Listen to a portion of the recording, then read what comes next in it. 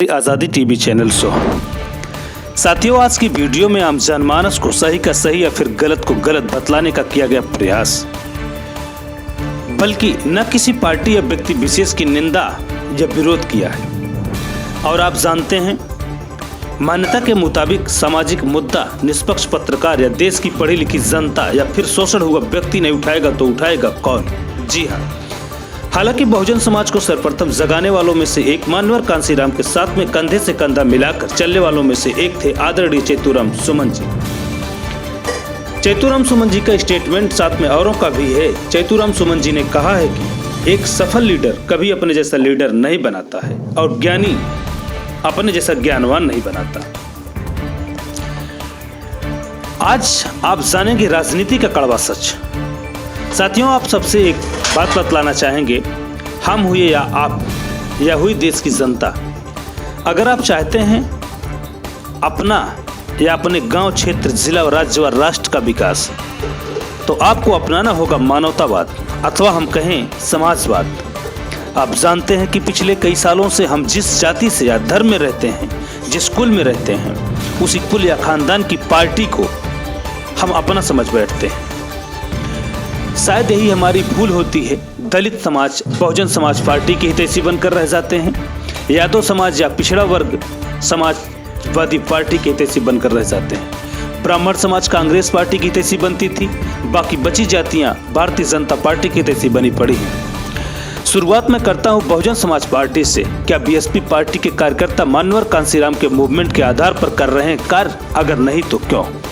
Bahujan Samaj party की सरकार में कई जिलों में बनाया गया मान्यवर कांसीराम आवास कॉलोनी, जिसमें आवंटन होना था खासकर मजदूर, भूमिहीन, गरीब व वंचित समाज को।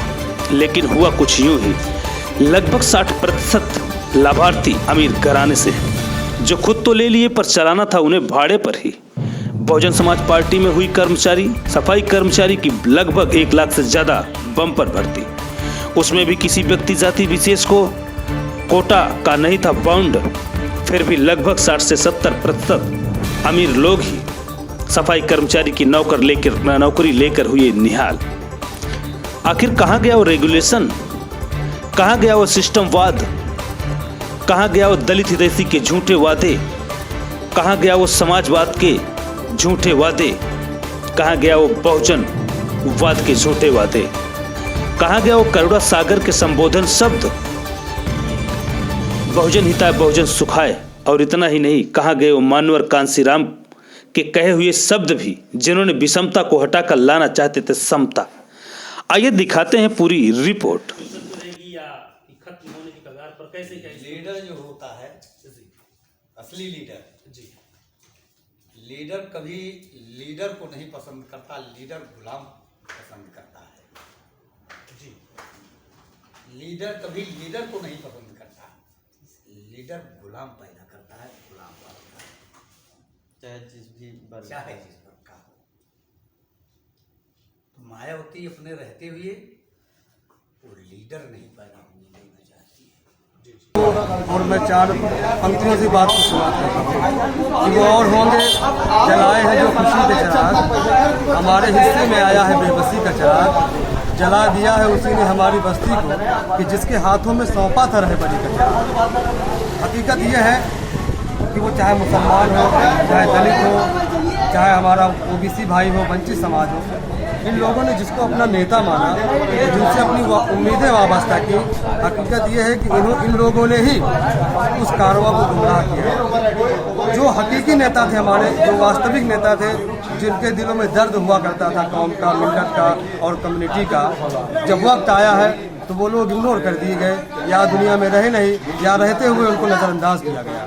मैं बात करता हूँ बसपा बहुजन समाज पार्टी की, जो दलितों की पार्टी मानी जाती है। यकीनन हमारा दलित भाई मान्यवर कांसीराम के उस मिशन को, बाबा भीमराव अम्बेडकर के मिशन को आगे बढ़ाने के लिए कांसीराम के आह्वान पर एक हो करके अपने जनाधार को दिखाया।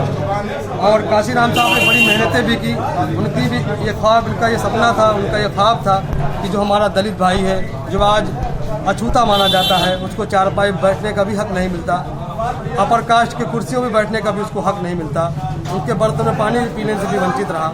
ये जब नाइंसाफियाँ थी, इस पर जब नज़र मान्यवर काशीराम की गई तो उन्होंने एक आंदोलन चला, एक तहरीक चलाई। उसका मकसद ये था कि दलित भाइयों को, दलित बहनों को, दलित के बच्चों को इंसाफ मिले। इंसाफ का प्लेटफॉर्म होता है शिक्षा का।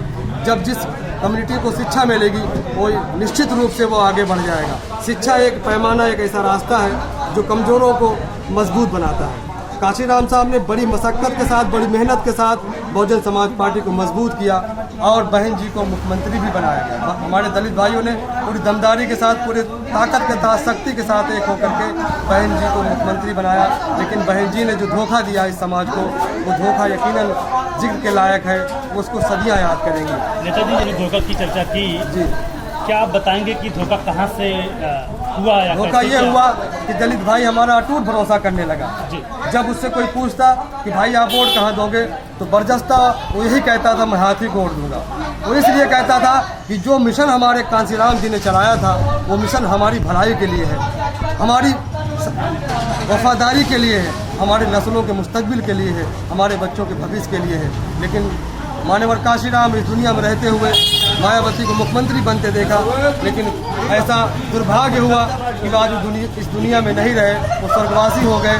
बहन जी तो हैं, लेकिन बहन जी ने जिस भरोसे के साथ दलित भाइयों ने, दलित बहनों ने इस समाज में उनको साथ दिया था, इसका वो नाजायज़ फ़ायदा उठाने लगी और दलितों की वोट की सौदागर बन करके सिर्फ पैसे कमाने में रह गई। आज दलित जहाँ पहले था वहीं आज भी मौजूद है। दलित यकीनन जितना मुत्तहिद दलित हमारा हुआ है, अगर ये मुस्लिम समाज हमारा एक किसी पार्टी के पीछे हो जाए तो मैं समझता हूँ इस मुल्क की तस्वीर बदल सकती है, इस कौम की तस्वीर बदल सकती है।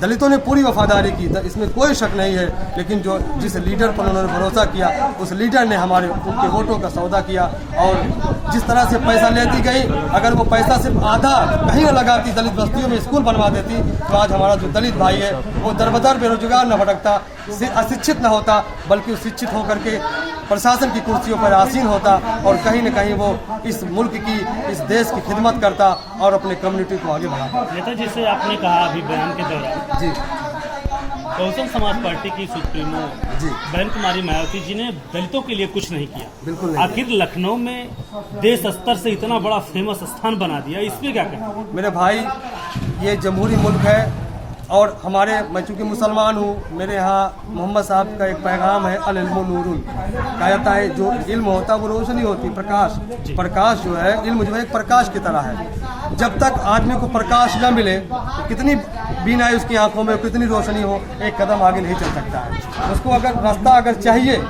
तो अंधेरे दूर करना होगा। अंधेरा दूर कैसे होगा? वो अंधेरा दूर करने का रास्ता है शिक्षा। तो बहन जी को पार्क बनाने से क्या मिलने वाला है?